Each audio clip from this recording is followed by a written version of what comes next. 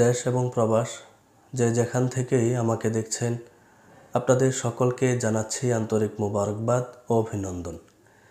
সম্মানিত দর্শক শ্রোতা, আপনাদের কাছে আমি কয়েকটা কথা বলতে চাই। প্রথম কথা হলো, আগস্ট মাস না আসলে আমরা বুঝতেই পারতাম না এই দেশে এত দেশপ্রেমিক আছেন। বন্যা না আসলে আমরা বুঝতেই পারতাম না এই দেশে এত মানবতার ফেরিওয়ালা আছেন। শিশু থেকে কিশোর, যুবক থেকে বৃদ্ধ, নারী পুরুষ সবাই ঐক্যবদ্ধভাবে যেইভাবে বন্যার্তদের পাশে দাঁড়িয়েছেন এবং দাঁড়াচ্ছেন, এটা সত্যিই প্রশংসার যোগ্য। আমরা এমন একটা দেশই তো চেয়েছিলাম যেই দেশে ধর্ম, বর্ণ, দলমত নির্বিশেষে সবাই ভেদাভেদ ভুলে গিয়ে একে অন্যের পাশে, বিপদে একে অন্যের পাশে দাঁড়াবে, সবাই সবাইকে সাপোর্ট দেবে। আলহামদুলিল্লাহ, এমন দৃশ্য আমরা দেখতে পাচ্ছি, এমন একটি রূপরেখা আমরা দেখতে পাচ্ছি, আলহামদুলিল্লাহ। দ্বিতীয় কথা হচ্ছে, করোনা থেকে শুরু করে আলেমদের কি অবদান ছিল, এখনও আলেমদের কি অবদান আছে, সেটা আপনারা ভালো করেই দেখতেছেন, দেশবাসী সবাই জানেন। করোনা থেকে শুরু করে এখন পর্যন্ত প্রত্যেকটা দুর্যোগের মুহূর্তে ওলামায়ে কেরামের ভূমিকা ছিল সর্বাগ্রে। অতীতেও ছিল দেশ ও জনগণের পাশে ওলামায়ে কেরাম, এখনও আছেন, ভবিষ্যতেও দেশ ও জনগণের পাশে ওলামায়ে কেরাম থাকবেন।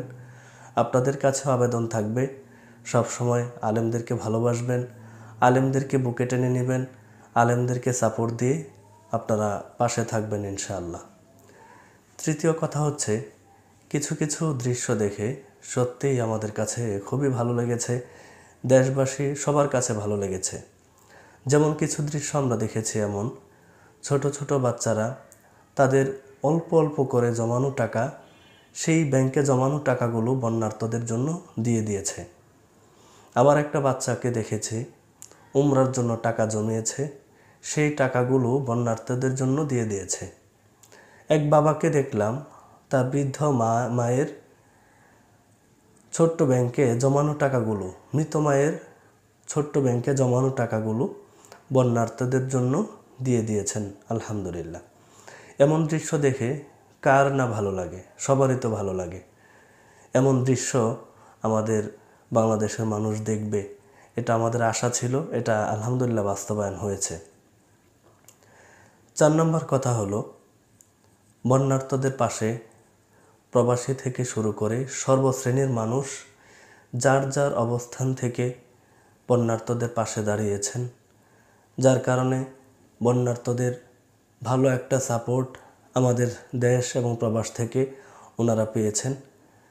আল্লাহর কাছে দোয়া করি, যারা বন্যার্তদের পাশে দাঁড়িয়েছেন, আপনাদের প্রত্যেকের চেষ্টা প্রচেষ্টা, দান অনুদান সবগুলোকে যেন আল্লাহ তাআলা কবুল করেন। 5 নম্বর কথা হলো, উদ্যোগ নেওয়ার পর চেষ্টা করলে, দোয়া করলে আল্লাহ তাআলা অবশ্যই সফলতা দান করেন। যেমন আমি ছোট্ট একটা মানুষ, আমার থেকে বড় বড় মানুষ এই দেশে অভাব নেই, তো আমি ছোট্ট মানুষ, উদ্যোগ নেওয়ার ফলে যদি আমার মাধ্যমেও কিছু টাকা বন্যার্তদের মাঝে পৌঁছতে পারে, তাহলে এই দেশে তো আরও অনেক বড় বড় মানুষ আছেন। আপনারাও উদ্যোগ নেন, দেখবেন ভালো একটা সাপোর্ট বন্যার্তদেরকে দেওয়া যাবে ইনশাআল্লাহ। গত 24 তারিখে আমি আপনাদের আমানতের যে টাকাগুলো আমার কাছে বন্যার্তদের জন্য এসেছে, 28,500 টাকা, সেই 28,500 টাকা আপনাদের এবং পুরো দেশবাসীর ভালোবাসা এবং আস্থার জায়গা শেখ আহমদুল্লাহ হাফিজাহুল্লাহ, ওনার প্রতিষ্ঠিত আস-সুন্নাহ ফাউন্ডেশনে আমি পৌঁছে দিয়েছি, আলহামদুলিল্লাহ। এবং আমার কাছে গতকালকেও কিছু টাকা এসেছে, আজকেও কিছু টাকা এসেছে, আগামীকালও হয়তো কিছু টাকা আসবে ইনশাল্লাহ। সবগুলো টাকা একত্র করে আমি বন্যার্তদের জন্য আসন্না ফাউন্ডেশনে হস্তান্তর করব ইনশাআল্লাহ। আপনারা এখনও যারা বন্যার্তদের পাশে দাঁড়াতে পারেন নাই বা দাঁড়ানোর সুযোগ হয়নি, আপনারা যার যার অবস্থান থেকে বন্যার্তদের পাশে দাঁড়ানোর জন্য বিনীত আবেদন রইল। 6 নম্বর কথা হলো, বন্যার্তদের পাশে আমরা যেভাবে দাঁড়িয়েছি, পাশাপাশি আমরা তাদের জন্য আল্লাহ তাআলার কাছে দোয়া করব, মন খুলে চোখের পানি ছেড়ে দিয়ে আল্লাহ তাআলার কাছে দোয়া করব, আল্লাহ তাআলা যেন বন্যার্তদের এই দুর্যোগ কাটিয়ে আবার স্বাভাবিক জীবনযাত্রায় ফিরে আসতে পারেন, সেই আবেদন আপনাদের কাছে করছি। সবাই মন খুলে তাদের জন্য দোয়া করবেন ইনশাআল্লাহ। 7 নম্বর এবং সর্বশেষ কথা হলো, এই বন্যাকে কেন্দ্র করে যেভাবে দলমত নির্বিশেষে আমরা সকলেই দেশ ও জনগণের জন্য একতাবদ্ধ হয়ে যেভাবে কাজ করছি, এভাবে যদি আমরা দেশ ও জনগণের জন্য, দেশের যারা আছেন, প্রবাসে যারা আছেন, সবাই মিলে ঐক্যবদ্ধ হয়ে যদি আমরা কাজ করতে পারি, আশা করছি অতি শীঘ্রই আমাদের এই দেশ পুরো বিশ্বের মধ্যে একটা উন্নত এবং সমৃদ্ধ একটা দেশ হিসাবে আমাদের এই ছোট্ট বাংলাদেশটা পরিচিতি লাভ করবে ইনশাল্লাহ। আপনাদের সকলের কাছে যে কথাগুলো বললাম সেগুলো মাথায় রেখে আমরা আমাদের বাকি সময়গুলো আমরা কাটানোর চেষ্টা করব, বাকি দিনগুলো কাটানোর চেষ্টা করব।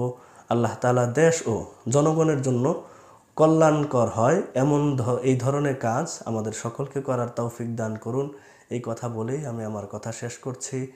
সবাই সুস্থ থাকুন, ভালো থাকুন, সবাই নিরাপদে থাকুন, সেই কামনা রেখে আমি আপনাদের কাছ থেকে বিদায় নিচ্ছি। আসসালামু আলাইকুম ওয়া রাহমাতুল্লাহি ওয়া বারাকাতুহু।